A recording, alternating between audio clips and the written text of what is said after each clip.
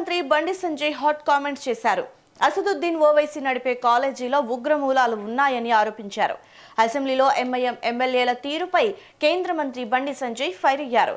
సభలో వందే మాత్రం ఆలపిస్తుండగా ఎంఐఎం సభ్యులు ఎలా వెళ్లిపోతారంటూ ప్రశ్నించారు. ఎంఐఎం ఎమ్మెల్యేల తీరుని స్పీకర్ తప్పని చెప్పలేని పరిస్థితిలో ఉన్నారంటూ బండి సంజయ్ విమర్శించారు. దేశంలో ఉండాలంటే అందరూ వందే మాత్రం ఆలపించాల్సిందేనని ఆయన అన్నారు. రేవంత్ రెడ్డి సర్కార్ ఈ విషయంపై వెంటనే స్పందించాలంటూ బండి సంజయ్ డిమాండ్ చేశారు.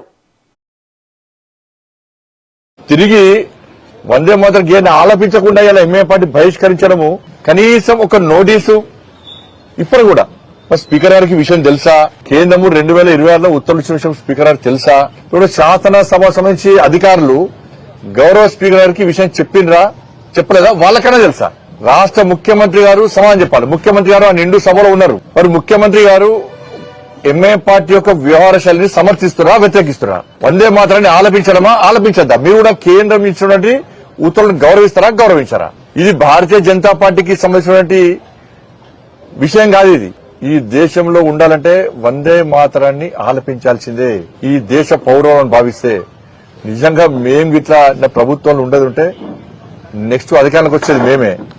ఎంఏఎం పార్టీ మెడల్ వంచి గల్లబట్టి మెడల్ వంచి ఇలా వందే మాత గీతాన్ని పక్క ఆలపించే విధంగా తప్పకుండా చర్యలు తీసుకుంటాం. మేము తెలంగాణ రాష్ట్రంలో ఉన్నటువంటి భారతీయ పౌరులను భావించే ప్రతి వ్యక్తి రాజకీయాలకు అతీతంగా వందే మాత గీతాన్ని ఆలపించే విధంగా మేము పక్కా చెల్లించుకుంటాం. ఎవరైతే వందే మాతర గీతాన్ని వ్యతిరేకిస్తారో వాడిని లోపడేసి కటకట లోపడేసి భారతీయత ఏందో, భారతీయత గొప్పతనం ఏందో, భారతీయత దమ్మెందో వాళ్ళు చూపడతాం. మేము మెడలు వంచి బెదిరించి వాళ్ళు ఏం చేయాలో చేసి, ఇది దమ్మున్నటువంటి పార్టీ దమ్మున్న ప్రభుత్వం చేసేటువంటి చర్యలు.